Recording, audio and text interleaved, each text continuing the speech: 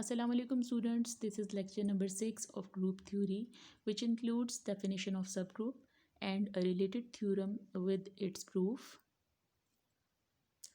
First of all, let's see the definition of a subgroup.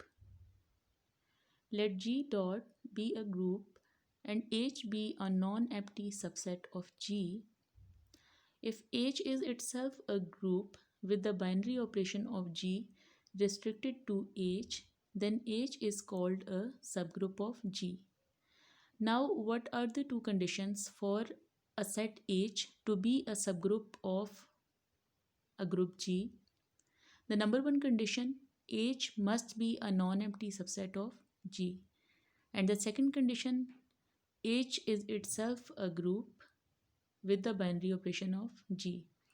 It means H should satisfy all the properties of a group with respect to the same binary operation of G. Then H is called a subgroup of G. Now, see the example. For two subgroups H and K of a group G, we will prove in this example. The example will show union H union K need not be a subgroup of G.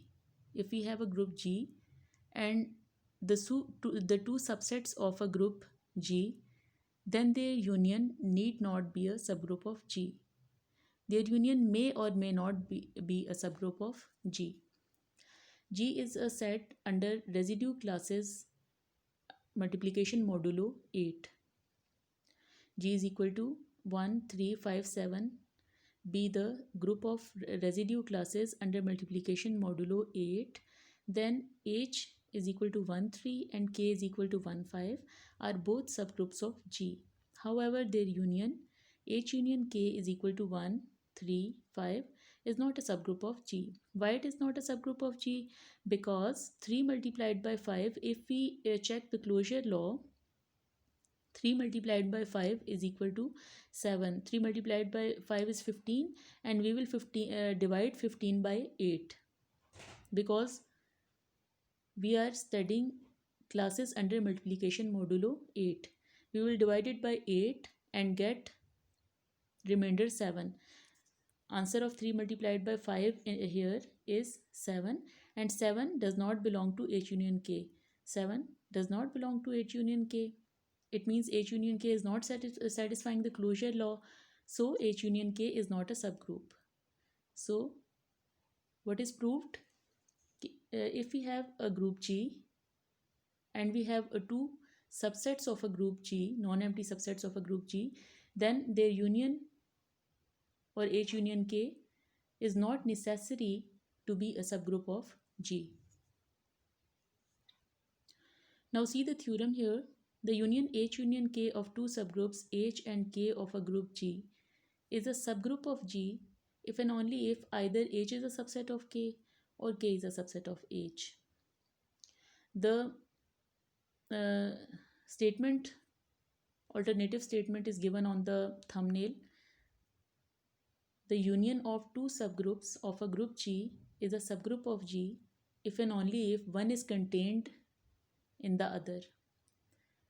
And with the specifications and names of the sets and a group, we can write the statement like this.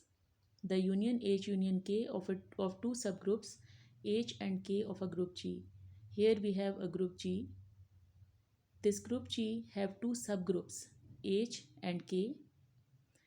Their union will be a subgroup of G if and only if either H is a subset of K or K is a subset of H. It means the condition, we have to prove the condition in both the ways. If H is a subset of K or K is a subset of H, then H union K will be a subgroup of G. And if H union K is a subgroup of G, then we have to prove H is a subset of K or K is a subset of H. In both the ways, we have to prove the condition because there is a condition of if and only if. Now, let's see the proof. Let H and K be subgroups of a group G. We have given the condition that H and K are subgroups of a group G. Now suppose the later condition, H is a subset of K or K is a subset of H. We have supposed it. Then we have to prove H union K is a subgroup of G. Then H union K is equal to K or H union K is equal to H. How we get this condition? If H is a subset of K, it means H is contained in K. Every element of H belongs to K because H is a subset of K. In this condition, H union K will be K. And if K is a subset of H, it means K is contained in H and every element of K belongs to H. Then in this condition, H union K will be equal to H because K is contained in H. Since both K and H are subgroups of G, H and K, H and K both are subgroups of G, and the answer of H union K in two different cases is either H union K is equal to K or H union K is equal to H. In both the cases, K and H is answer and K and H are subgroups of G. So H union K is a subgroup of G. In this condition, according to this condition and according to later condition, we can say that H union K is a subgroup of G. So by taking this condition, by this supposition and the given condition, H and K is a subgroup of G and our supposition, we have proved that H union K is a subgroup of G. Now we have to prove the converse condition. To prove the converse condition, we will suppose that H union K is a subgroup of G. The condition which we have proved in the previous part of this theorem, that condition is now we are supposing. Conversely, suppose that H union K is a subgroup of G, and also we will suppose that H is not a subset of K and K is not a subset of H. We have to prove that H is a subset of K or K is a subset of H. To prove this, we will take the contradictory conditions that H is not a subset of K and K is not a subset of H. Then there are elements A belongs to H minus K and B belongs to K minus H, and both A, B belongs to H union K. What does this condition mean? A belongs to H minus K. H minus K is the set of those elements of H which are not in K. And K minus H is the set of those elements of K which are not in H. So, if A belongs to H, then A does not belong to K. And if B belongs to K, then B does not belong to H. And both A, B belongs to H union K. If we take the union of H and K, then A and B both belong to H union K.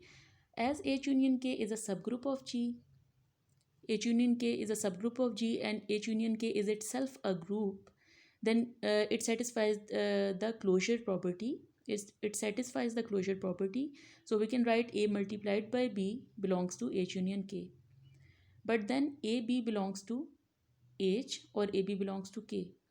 If AB belongs to H union K, then AB belongs to H, either AB belongs to H or AB belongs to K.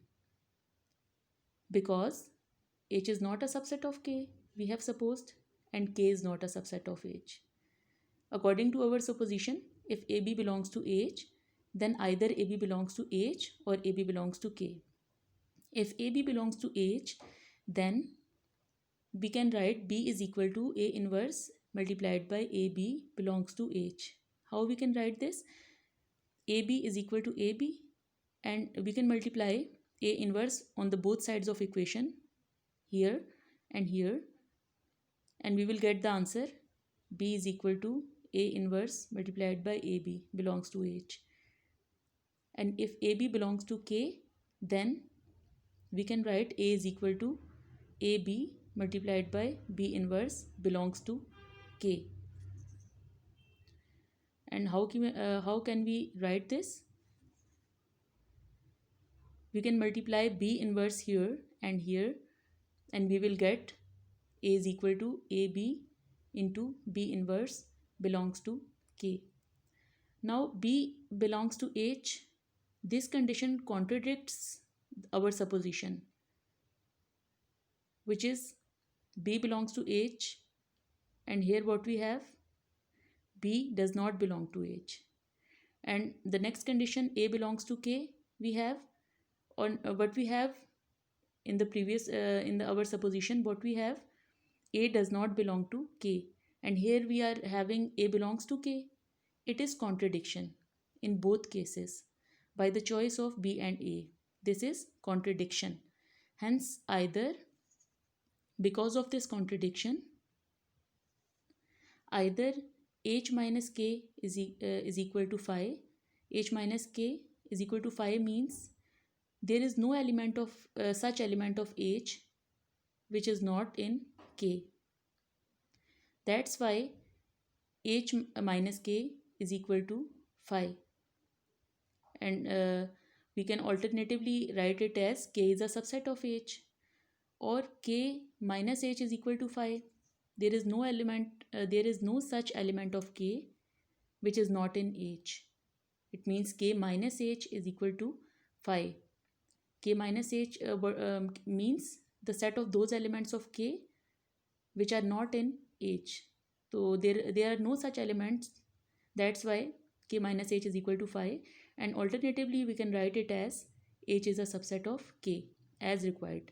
So by taking the supposition H union K is a subgroup of G, and contradictory supposition H is not a subset of K and K is not a subset of H, we have proved the required condition, which is either K is a subset of H or H is a subset of K if H union K is a subgroup of a group G. I hope you have got the concept and understood the theorem. So the lecture ends here. Like and subscribe this channel to learn about different topics and different fields of mathematics. I am giving the link of two playlists, probability and integration, in the description. Allah Hafiz, take care and keep learning.